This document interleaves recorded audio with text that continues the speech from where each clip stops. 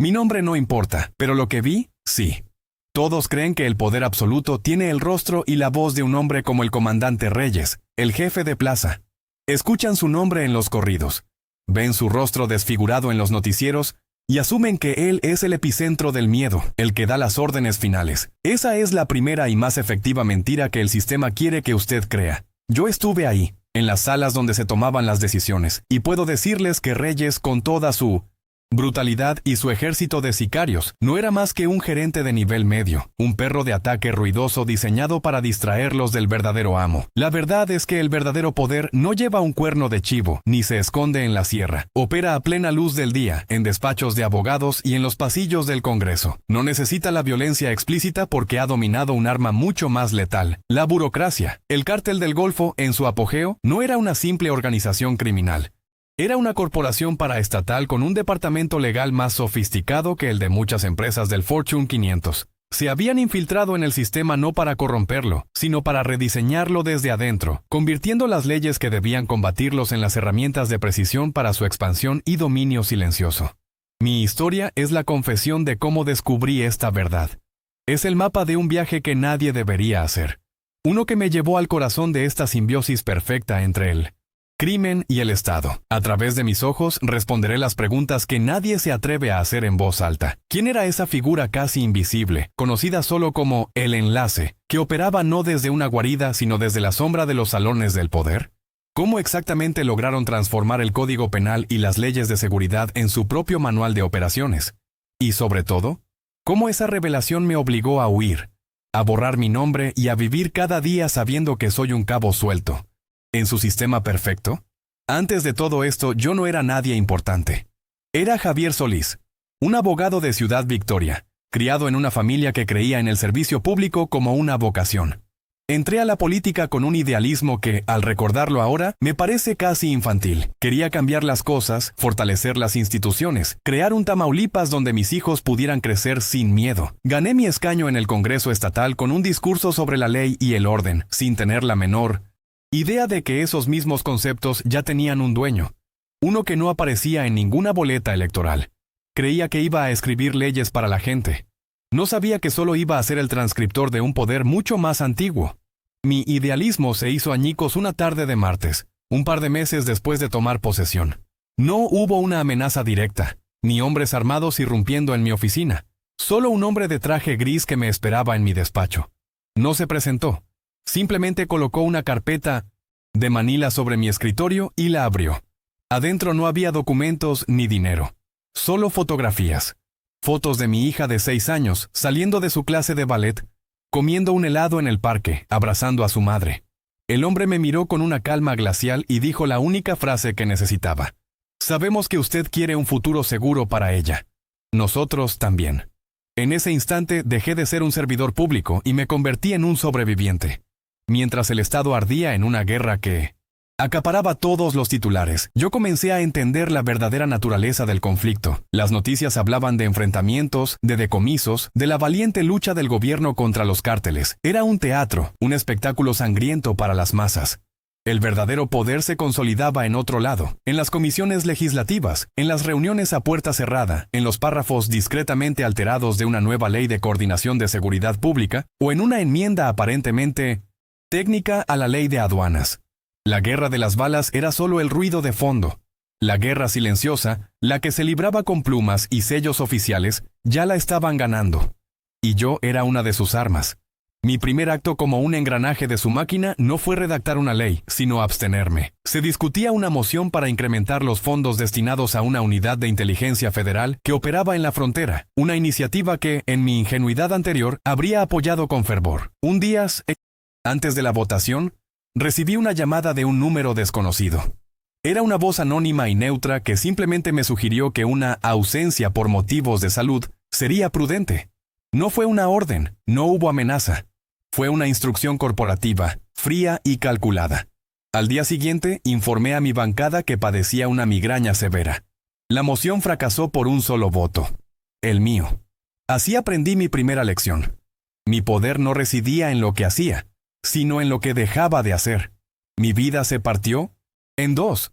En público era el diputado Solís, el hombre que daba discursos sobre el Estado de Derecho y prometía un futuro seguro a sus constituyentes. En privado me convertí en un prisionero de mi propia casa, estudiando cada borrador de ley no por su beneficio público, sino buscando el ángulo, la cláusula, el resquicio que servía a mis amos invisibles. Me obsesioné con la seguridad de mi familia, instalando cámaras, cambiando rutas para ir a la escuela, viviendo con un nudo perpetuo en el estómago.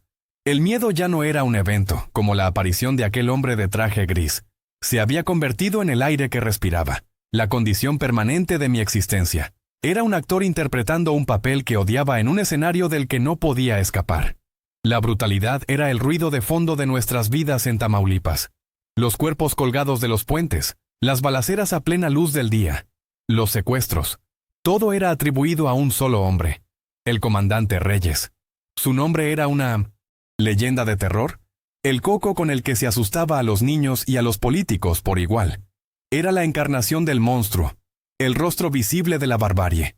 La prensa lo describía como el poder absoluto, el señor feudal de la frontera, un hombre cuya sed de sangre era insaciable. Yo, como todos, creía en ese mito. Asumía que mi servidumbre era hacia él, que mis acciones estaban diseñadas para facilitar el reinado de terror de este animal salvaje.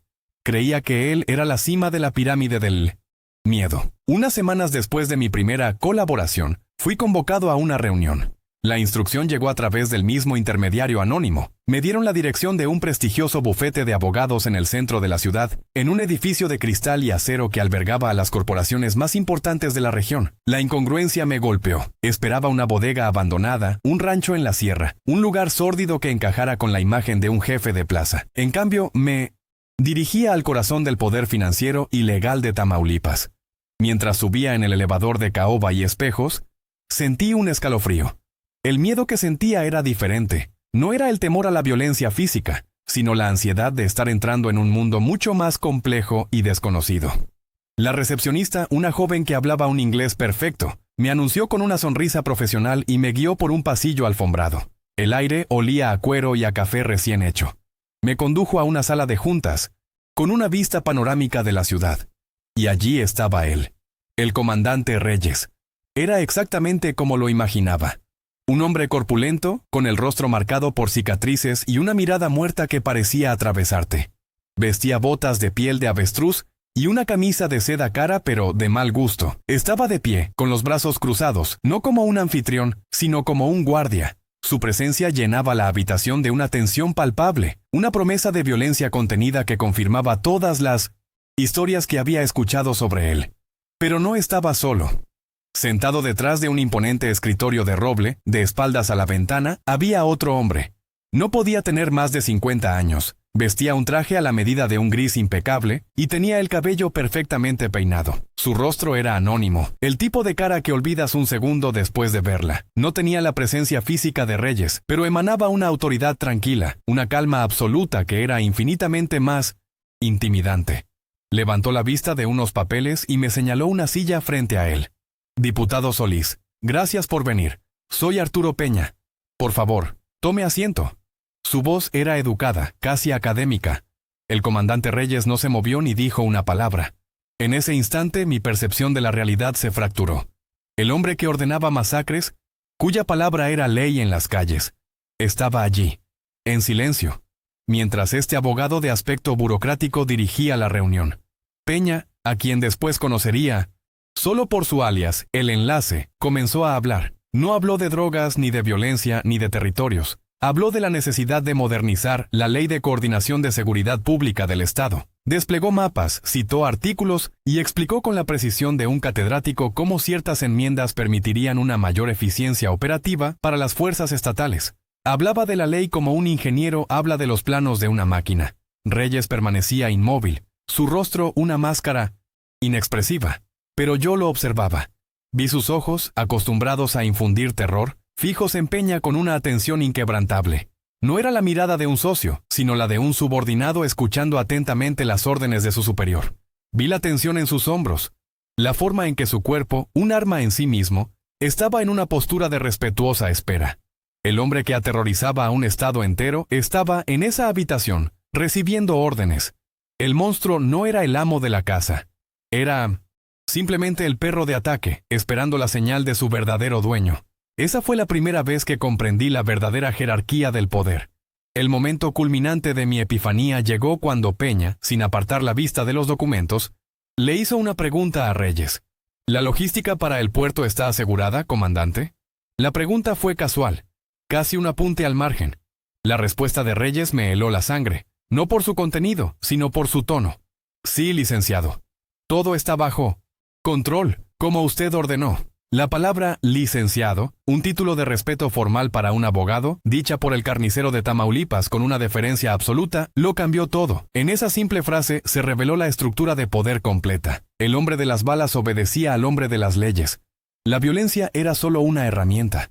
El verdadero control estaba allí, en esa oficina, con ese hombre de traje gris. Salí de esa reunión sintiéndome como si hubiera despertado de un largo sueño. El miedo a Reyes, el miedo a la violencia cruda, se evaporó y fue reemplazado por un terror mucho más profundo y paralizante. El enemigo no era un bárbaro al que se podía combatir o matar. El enemigo era un sistema, una arquitectura invisible diseñada por una mente brillante como la de Arturo Peña. Él no necesitaba un ejército de sicarios para controlar el Estado. Necesitaba un ejército de abogados, contadores y legisladores como yo. Nosotros éramos sus verdaderas armas, mucho más efectivas y limpias que un cuerno de chivo. La guerra no se estaba librando en las calles, sino en los códigos, en los estatutos, en las comisiones legislativas. A partir de ese día empecé a ver su firma en todas partes. En una modificación aparentemente inofensiva al Código de Procedimientos Penales que dificultaba las extradiciones, en una nueva regulación de zonificación que, casualmente, beneficiaba la construcción de bodegas en puntos logísticos clave, en la reasignación de presupuestos que debilitaba a las unidades policiales honestas y fortalecía a las que estaban bajo su control. El enlace no corrompía el sistema, lo estaba afinando. Estaba convirtiendo la burocracia con su lentitud y su complejidad en el arma más letal y sofisticada del crimen organizado. Era un arquitecto construyendo una jaula invisible alrededor de todos nosotros, usando las propias leyes como barrotes. Mi papel se volvió más activo. Ya no se trataba solo de ausentarme. Ahora recibía sugerencias de redacción, párrafos enteros que debía insertar en iniciativas de ley. Me convertí en un transcriptor de su voluntad, un amanuense del poder real. Cada palabra que escribía, cada voto que emitía, era un ladrillo más en el muro de su imperio. La culpa me consumía, pero el recuerdo de las fotos de mi hija era un ancla que me mantenía atado a mi servidumbre. Ya no solo temía por su seguridad física, temía por el mundo que estaba ayudando a construir para ella. Un mundo donde la ley y el crimen eran indistinguibles, donde la justicia era simplemente una herramienta más en manos de los poderosos. Mi miedo inicial, el miedo visceral por la vida de mi familia, se había transformado en algo más cerebral y existencial. Ya no me enfrentaba a la amenaza de un monstruo como Reyes, sino a la certeza de ser una pieza insignificante en una máquina perfecta, diseñada por un genio del mal como Peña. Escapar de un hombre violento es posible. Puedes esconderte, puedes huir, pero ¿cómo escapas de un sistema? ¿Cómo huyes de la propia ley cuando ha sido cooptada por tus enemigos? Comprendí que no era un rehén esperando un rescate. Era un componente. Y en una máquina tan precisa, los componentes solo tienen dos destinos: funcionar a la perfección o ser reemplazados. Comencé a entender que el poder de Arturo Peña no se medía en hombres armados ni en toneladas de cocaína, sino en información y en la comprensión absoluta de la psicología del sistema. Su mundo no era el de los enfrentamientos a vino, cintos y balazos, sino el de las transacciones silenciosas, donde las vidas y los futuros se negociaban con la misma frialdad con la que un corredor de bolsa negocia acciones. La violencia, para él, era un recurso burdo, ineficiente y, sobre todo, ruidoso. Un mal negocio. Aprendí que su verdadero modus operandi se basaba en dos principios inquebrantables: la eficiencia quirúrgica y la manipulación de las debilidades humanas, no a través de la fuerza, sino de la lógica. Recuerdo perfectamente el caso que me enseñó sobre su eficiencia. Un grupo rival, advenedizos de Sinaloa, intentó establecer una cabeza de playa en el puerto de Tampico. La reacción instintiva, la que todos esperábamos, era una guerra. Veía en mi mente las noticias: cuerpos, camionetas calcinadas, el terror habitual. Pero pasaron las semanas y no ocurrió nada. Un día fui convocado por Peña. En su oficina no había mapas de batalla, sino borradores de legislación. Me explicó con la paciencia de un tutor que una guerra era costosa e impredecible. El negocio necesita estabilidad, diputado, no caos, dijo, mientras me entregaba una carpeta con una propuesta de enmienda a la ley de aduanas. Mi tarea fue simple: introducir y defender esa enmienda en la Comisión de Seguridad bajo el pretexto de fortalecer el combate al contrabando. El texto era denso y técnico, pero su núcleo era letal. Otorgaba a una unidad específica de la Policía Estatal, una que obviamente él controlaba, la facultad de realizar inspecciones exhaustivas e indefinidas a cualquier cargamento sospechoso, sin requerir una orden judicial federal, un proceso que podía tomar semanas. La enmienda fue aprobada con facilidad. Sonaba como una medida dura contra el crimen. Yo mismo di un discurso apasionado sobre la necesidad de darle más herramientas al Estado. Me sentí como un actor, entregando líneas escritas por un director invisible para un público que no entendía la obra. El resultado fue una obra maestra de la guerra sin sangre. En menos de un mes, la operación logística de los sinaloenses fue completamente estrangulada.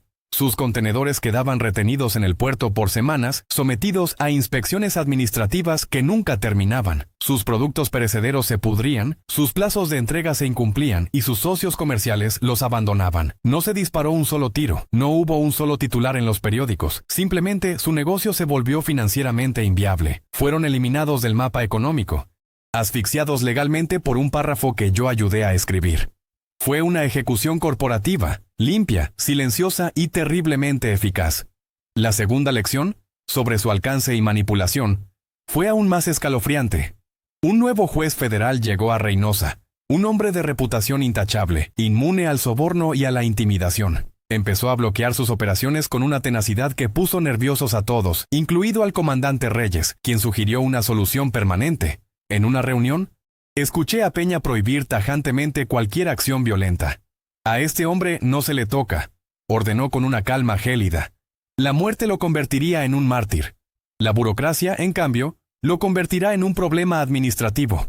Para Peña, el honor de un hombre no era un obstáculo, sino un punto de presión diferente que había que saber explotar. Lo que sucedió después fue un despliegue de poder invisible.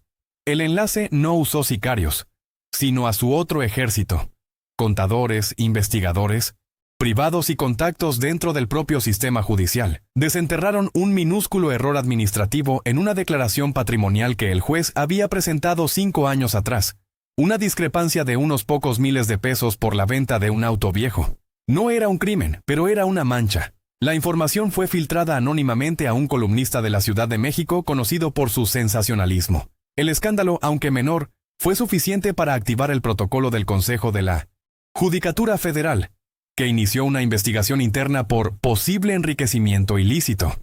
El juez, un hombre cuya única arma era su integridad, fue aniquilado por un ataque a su reputación.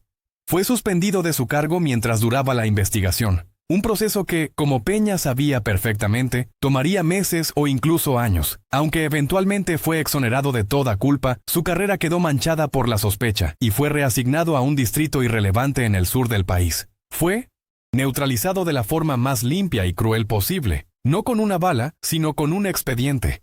En ese momento comprendí la verdadera dimensión del poder de Arturo Peña. No necesitaba romper la ley, porque él podía manipular el sistema para que la ley misma se convirtiera en su arma más precisa. Yo había llegado a un punto de insensibilidad calculada, una especie de piloto automático moral que me permitía funcionar. La redacción de leyes se había convertido en un ejercicio técnico, desprovisto de humanidad. Por eso, cuando Arturo Peña me convocó para encargarme una nueva tarea, la recibí como una más. Necesitamos una ley de expropiación por causa de seguridad estratégica, me dijo, con su habitual tono de catedrático discutiendo una teoría. El lenguaje era deliberadamente vago y por lo tanto inmensamente poderoso. Me dio los lineamientos, los conceptos clave que debía incluir, y yo asentí, imaginando que sería otra herramienta para despojar a algún rival de sus propiedades o para asegurar alguna ruta logística. En mi ceguera todavía creía que su crueldad tenía límites geográficos y se aplicaba solo a sus enemigos. Me sumergí en el trabajo con la eficiencia que se esperaba de mí. Construí el texto legal como un arquitecto diseña una trampa. Utilicé frases como interés público superior, infraestructura crítica para la seguridad del Estado y necesidad imperativa. Cada palabra era un ladrillo en una fortaleza legal que otorgaba al gobierno estatal un poder casi absoluto para confiscar tierras con una compensación mínima y un proceso de apelación casi imposible. En las comisiones defendí la iniciativa con fervor. Hablé de la necesidad de darle al Estado herramientas ágiles para actuar contra el crimen, para construir bases y torres de vigilancia. Mentí con la convicción de un creyente, y mis colegas, ya sea por miedo, complicidad o simple ingenuidad, aplaudieron mi patriotismo y mi rigor jurídico. La ley fue aprobada sin mayores contratiempos, casi por unanimidad. Fue un triunfo legislativo. Mi nombre estaba asociado a una de las reformas de seguridad más robustas de la década. Informé a Peña del éxito y él, como siempre, se limitó a un escueto, excelente trabajo, diputado. No hubo celebración, solo la fría satisfacción de una tarea completada. Durante algunas semanas, un silencio inquietante se apoderó de ese frente. Continué con mis otras labores, mis otros encargos, y la ley de expropiación comenzó a desvanecerse en el fondo de mi mente, convirtiéndose en otro archivo cerrado en el gabinete de mi conciencia culpable. Creí que la bala ya había sido disparada y que yo no tendría que ver dónde aterrizaba. La paz, sin embargo, era solo la calma antes del verdadero horror. Pronto comenzaron a llegar los ecos. Pequeñas notas en periódicos locales, rumores en los pasillos del Congreso. Campesinos en zonas rurales remotas estaban recibiendo notificaciones de expropiación. Familias que habían trabajado la misma tierra por generaciones eran despojadas en cuestión de días. Las razones oficiales eran siempre las mismas. La construcción de infraestructura estratégica para la seguridad. Nadie cuestionaba, nadie investigaba. Era el progreso, el precio de la paz. Yo leía estas noticias con una creciente sensación de náusea. La maquinaria que yo había diseñado y puesto en marcha estaba funcionando a la perfección. Cada notificación era un eco de mi propia voz.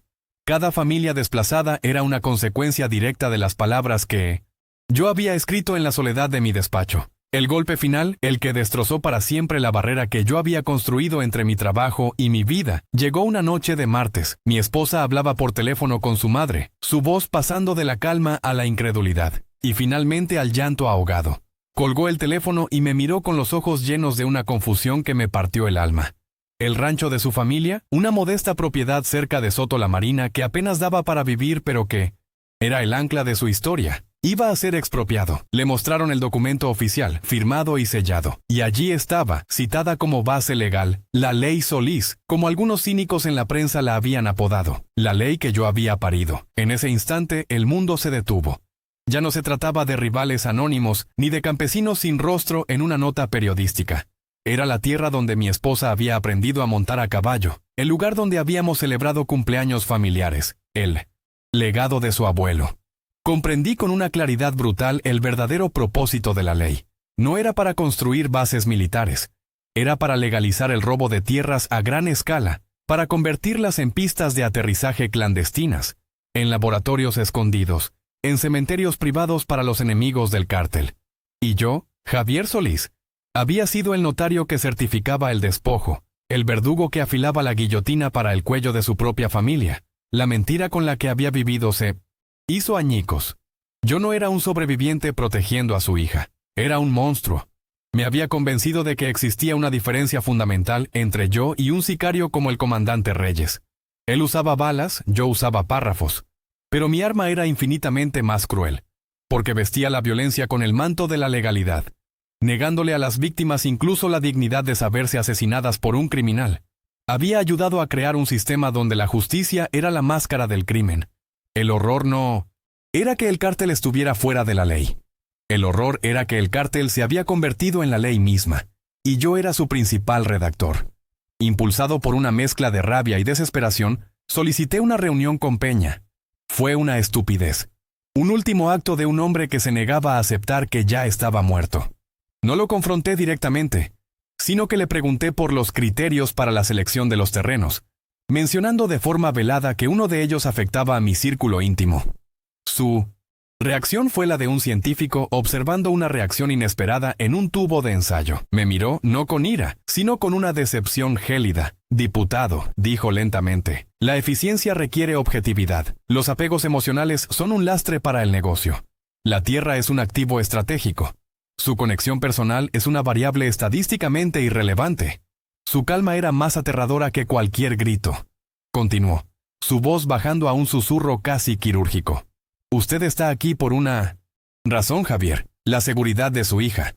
Esa seguridad es directamente proporcional a su utilidad. Un componente del sistema que se vuelve sentimental, que cuestiona los parámetros de su función, deja de ser útil. Se convierte en un riesgo, en una pieza defectuosa. Hizo una pausa, dejando que el peso de sus palabras me aplastara. Y las piezas defectuosas, diputado, no se reparan. Simplemente se reemplazan. En esa frase, se reemplazan, escuché mi sentencia de muerte y la de mi familia. La protección que creía tener era solo una ilusión. Salí de su oficina y el aire de la ciudad me pareció tóxico, irrespirable. El miedo que me había paralizado durante años se transformó en una energía fría y cortante. La pregunta ya no era si podía sobrevivir dentro del sistema, sino cómo iba a escapar de él. Ya no había un lugar seguro, no había un acuerdo posible. Yo era un cabo suelto, un error en la matriz perfecta de Arturo Peña, y su lógica no toleraba errores. Mientras conducía sin rumbo por las calles de una ciudad cuyas reglas yo había ayudado a pervertir, una sola idea se apoderó de mi mente: la fuga. La decisión estaba tomada. A partir de ese momento, cada día, cada hora, cada minuto sería dedicado a planear nuestra salida. Mi vida se convirtió en una actuación. Hacia afuera seguía siendo el diputado Solís, el leal servidor del sistema, redactando las leyes que me pedían con la misma eficiencia de siempre. Pero por dentro era un prisionero planeando su motín. Empecé a estudiar la arquitectura de la jaula que había ayudado a construir. No para reforzarla, sino para encontrar sus grietas, sus puntos ciegos, cada vacío legal que había creado para ellos. Ahora lo analizaba como una posible ruta de escape para mi familia. El miedo no desapareció, pero ahora tenía un propósito. Me había convertido en un agente doble en mi propia existencia, corriendo una carrera silenciosa contra el arquitecto que creía tenerme bajo su control absoluto. El plan no nació de una estrategia brillante, sino del instinto puro de un animal acorralado. La amenaza de Peña no era una sentencia de muerte, era un aviso de obsolescencia, y en su mundo lo obsoleto se desecha. Mi primer paso fue financiero. Durante años había observado cómo blanqueaban dinero a través de complejas estructuras corporativas y fideicomisos. Usando mi conocimiento de las mismas lagunas fiscales que yo había ayudado a perfeccionar para ellos, comencé a desviar pequeñas cantidades de dinero. No eran sumas que levantaran sospechas, sino el goteo constante de un grifo mal cerrado. Cada transferencia era un acto de traición y de supervivencia, un pequeño fondo de guerra acumulado en una cuenta offshore bajo un nombre que aún no existía. El precio de un futuro que no sabía si llegaríamos a ver. Luego vinieron los contactos. No podía recurrir a nadie dentro del sistema que conocía. Cada policía, cada funcionario, era un nodo potencial en la red de Peña. La salvación tenía que venir de afuera. Recordé a un antiguo compañero de la Facultad de Derecho, un hombre llamado Mateo, que había abandonado la profesión asqueado por la corrupción y se había dedicado a lo que eufemísticamente llamaba gestión de riesgos. En realidad ayudaba a la gente a desaparecer. Contactarlo fue un ejercicio de paranoia extrema. Teléfonos de prepago, mensajes encriptados y un encuentro en un café anónimo en Monterrey, a cientos de kilómetros de mi vida. Le expuse mi situación sin dar nombres, solo describiendo la naturaleza del poder al que me enfrentaba. Mateo no hizo preguntas, solo escuchó, asintió y me dijo el precio de mi fantasma. El núcleo de la fuga era una ironía legal. Usé mi propia obra maestra en mi contra. Un par de años antes, a petición de El Enlace, había redactado una cláusula en la Ley de Protección de Testigos del Estado. La cláusula, diseñada para crear identidades falsas para sus propios operativos, permitía la anulación registral por seguridad nacional bajo un 1900 proceso administrativo opaco y acelerado que solo requería la firma de un juez específico, un hombre que yo sabía que estaba en su nómina. Mi plan era crear un expediente ficticio, un caso de amenaza de un cártel rival contra un empresario imaginario, y usar ese expediente para activar el protocolo. Fabricaría mi propia amenaza para justificar mi propia desaparición legal antes de ejecutar mi desaparición física. La doble vida me consumió. De día era el legislador modelo debatiendo en el plenos, con una convicción fingida, sonriendo en eventos públicos mientras sentía el peso de la mirada invisible de Peña en mi nuca. De noche, me convertía en un espía en mi propia casa. Con mi esposa ensayábamos nuestras nuevas leyendas, las historias de las personas que estábamos a punto de convertirnos. Le enseñé a mi hija su nuevo nombre como si fuera un juego del que dependían nuestras vidas. Cada risa suya era un recordatorio de lo que estaba en juego, y cada noche me despertaba bañado, En sudor frío, aterrorizado por la posibilidad de un error, un desliz, una palabra equivocada que nos delatara y borrara nuestro futuro para siempre. La noche de la partida fue silenciosa, antinaturalmente normal. No hubo maletas hechas a toda prisa ni despedidas llorosas. Simplemente nos subimos al auto familiar, como si fuéramos a un viaje de fin de semana a la costa. Dejamos todo atrás. Ropa, juguetes, fotografías, toda la evidencia de que alguna vez habíamos existido. Conduje durante horas hacia el oeste, lejos de nuestra ruta habitual, hacia un cruce fronterizo menor en Coahuila. Uno que Mateo me había asegurado que era un punto ciego en la red de vigilancia de Peña. El momento en que entregué nuestros nuevos pasaportes al agente de aduanas estadounidense fue el más largo de mi vida. Él miró las fotos, luego a nosotros, y con un movimiento mecánico que pareció durar una eternidad, estampó los sellos. El sonido de esa tinta sobre el papel fue el sonido de nuestra primera bocanada de aire libre. Los primeros meses fueron una mezcla de euforia y un miedo residual que tardó en disiparse. Nos instalamos en un pequeño pueblo de Arizona, un lugar donde el polvo del desierto parecía cubrirlo todo, incluidas nuestras huellas. Vivíamos en un apartamento anónimo, pagando todo en efectivo. Por primera vez en años pude llevar a mi hija al parque y verla jugar sin escanear constantemente las caras de los extraños. Mi esposa y yo caminábamos por el supermercado maravillados por la simple normalidad de todo, por la bendición del anonimato. La tensión que había vivido en mis hombros durante tanto tiempo comenzó a ceder. Lentamente, dolorosamente, empezamos a creer que lo habíamos logrado, que habíamos escapado de la jaula. Éramos fantasmas, sí, pero éramos fantasmas libres. El tiempo comenzó a pasar, difuminando los bordes afilados del miedo. Nos mudamos más al norte, a Oregón, un lugar tan verde y lluvioso que parecía otro planeta comparado con el desierto de Tamaulipas.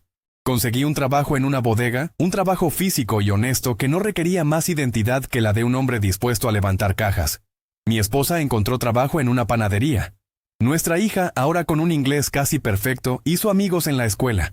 La familia Solís había sido enterrada bajo capas de tiempo y distancia, y en su lugar, la familia Novak comenzaba a echar raíces. Las pesadillas sobre Arturo Peña se volvieron menos frecuentes. Me convencí de que, para su mente lógica y calculadora, éramos un error de cálculo, una pérdida aceptable que ya había sido archivada. Llegó un día, quizás 2 años después de nuestra fuga, en que la ilusión de libertad se sintió completa. Estaba viendo a mi hija jugar en un partido de fútbol escolar. El sol de la tarde se filtraba entre los árboles y ella corría por el campo, riendo, completamente ajena al mundo del que la habíamos arrancado. En ese momento de paz casi perfecta, sentí una oleada de orgullo. Había desafiado al arquitecto del silencio, había encontrado una falla en su sistema perfecto. Creí que al convertirme en nadie, al abrazar la insignificancia, me había vuelto invisible para su lógica implacable. Me permití creer que la pesadilla había terminado y que, finalmente, habíamos ganado. Fue la mentira más hermosa y peligrosa que jamás me conté. La revelación llegó en una tarde de sábado, en un campo de fútbol en Oregón, bajo un cielo tan azul que parecía una mentira. Mi hija, con su uniforme verde y el cabello recogido en una cola de caballo, corría tras el balón con una alegría feroz que me llenaba el pecho. Era la imagen de la paz, la recompensa por todo el infierno que habíamos atravesado. En ese instante, rodeado del murmullo de otros padres, del olor a césped recién cortado, me permití creerlo por completo. Habíamos ganado, éramos libres. La familia Solís estaba muerta y enterrada, y los Novak tenían un futuro brillante en este paraíso de normalidad. Me sentí un genio, un hombre que había burlado al diablo en su propio juego, encontrando el único fallo en su sistema perfecto. Fue entonces cuando un hombre se sentó a mi lado en las gradas metálicas. No le presté atención al principio. Parecía uno más de los padres, vestido con unos pantalones caqui y un polo azul, con una cara tan común que se volvía invisible. No tenía el aspecto de un sicario ni la arrogancia de un político. Su presencia era neutra, casi inexistente. Pero había una quietud en él, una economía de movimiento que me puso en alerta. No miraba el partido. Me miraba a mí. Sentí un escalofrío helado recorrer mi espalda, un eco de un miedo que creía haber dejado atrás en la frontera. Una alarma que sonaba en un rincón olvidado de mi alma. Se giró hacia mí lentamente, y con una sonrisa educada que no llegaba a sus ojos, habló en un español perfecto, sin acento norteño. Un español limpio y corporativo de la Ciudad de México. Javier, qué gusto encontrarte. O debería decir, señor Novak. Mi sangre se convirtió en hielo. Continuó. Su voz un murmullo tranquilo que solo yo podía oír. Tu hija es muy buena. Tiene una visión de campo excepcional. El licenciado Peña siempre ha dicho que el talento en cualquier disciplina debe ser cultivado. Mencionó el nombre prohibido con la misma naturalidad con la que se habla de un viejo colega. En esa frase, en la mención de mi nombre real y en el conocimiento íntimo de mi hija, toda mi libertad, todo mi mundo cuidadosamente construido, se derrumbó en un silencio atronador. El hombre pareció disfrutar de mi parálisis. «Creíste que escapaste, ¿verdad?», dijo, casi con un matiz de compasión. «Es un error comprensible. Pero debes entender algo. No hay fallos en la arquitectura del licenciado. No hay grietas, no hay puntos ciegos. Solo hay puertas que él decide dejar abiertas para propósitos específicos». Me explicó con la paciencia de un instructor que mi fuga había sido monitoreada desde el primer día. Mateo, mi contacto, había sido uno de sus activos durante años. El cruce fronterizo supuestamente seguro había sido despejado para nosotros. Mi brillante plan de escape no había sido mi creación. Había sido un guión que se me permitió seguir. Un camino que ellos habían pavimentado para mí. Quedé sin aliento, incapaz de procesar la magnitud del engaño. Mi desesperación, mi ingenio, mi lucha por la supervivencia, todo había sido una farsa. Una pieza de teatro orquestada por la misma mente que me había empujado al abismo. El hombre continuó, su voz implacable. El licenciado vio tu crisis emocional. Entendió que tu utilidad en Tamaulipas había terminado. Pero un activo tan valioso no se desecha, Javier. Se reubica, se recicla. Comprendí entonces la lógica perversa de Peña. Necesitaba a alguien con mi perfil, con mi conocimiento del sistema legal y político, pero en este lado de la frontera. Alguien sin pasado, sin conexiones, completamente vulnerable. Mi fuga no fue una derrota para él. Fue mi proceso de reclutamiento para una nueva posición. No soy... Escapaste, diputado, susurró. Y la palabra diputado sonó como una burla cruel. Fuiste reasignado. De un bolsillo interior de su chaqueta sacó un sobre blanco y liso y me lo entregó. Mis manos temblaban al tomarlo. El licenciado Peña cree firmemente en la planificación a largo plazo. Tu nueva vida aquí, tu anonimato, es la tapadera perfecta. Tu familia seguirá a salvo y feliz mientras cumplas con tus nuevas responsabilidades. Considera esto una promoción. El sobre no contenía una amenaza de muerte. Contenía algo mucho peor. Una sentencia de vida. La promesa de una servidumbre sin fin, disfrazada de un sueño americano que ahora se revelaba como mi celda definitiva. El hombre se levantó, me dio una palmada amistosa en el hombro y se alejó, mezclándose con la multitud de padres que celebraban un gol. Desapareció tan silenciosamente como había llegado. Me quedé solo, con el sobre en la mano. Un ataúd para mi alma. Miré a mi hija, que ahora corría hacia mí, sonriendo, con el rostro sonrojado por el esfuerzo. Su risa, que momentos antes era el sonido de mi libertad, ahora era el tintineo de las cadenas que me ataban para siempre. Entendí la verdad final del poder de Arturo Peña. No se trataba de controlar un territorio, sino de controlar la realidad misma.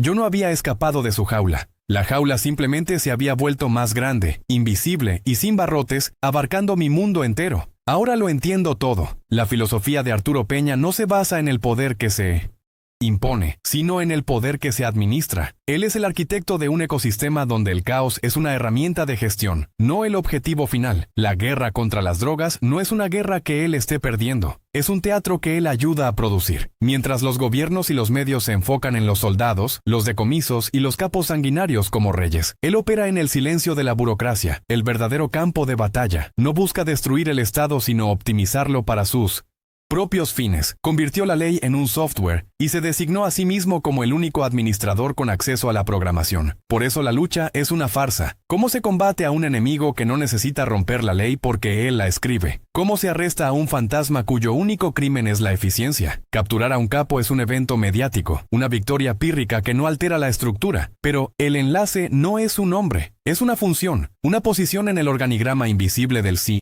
Poder real. Si él cayera, el sistema que él perfeccionó simplemente promovería a otro. El verdadero enemigo no es el cártel, sino la simbiosis perfecta que ha logrado con el Estado, una corporación paraestatal donde la violencia es solo el departamento de marketing, mientras que las verdaderas ganancias se generan en el Consejo de Administración Legal. Mi fuga no fue una victoria, fue mi último acto de servicio involuntario. Me convertí en el precedente que demuestra que no hay escape, solo Reasignación. Mi sentencia no es la muerte, sino esta vida. Es despertar cada mañana en este suburbio tranquilo, ver a mi hija crecer libre y feliz, y saber que esta paz no es mía, sino un préstamo condicional. Mi libertad es la jaula más sofisticada que jamás diseñó. Él no me condenó a la cárcel, me condenó a vivir con la verdad, sabiendo que cada respiro que tomo es un regalo de mi carcelero, y que el alquiler de mi alma se paga día a día, con mi absoluto y perpetuo silencio.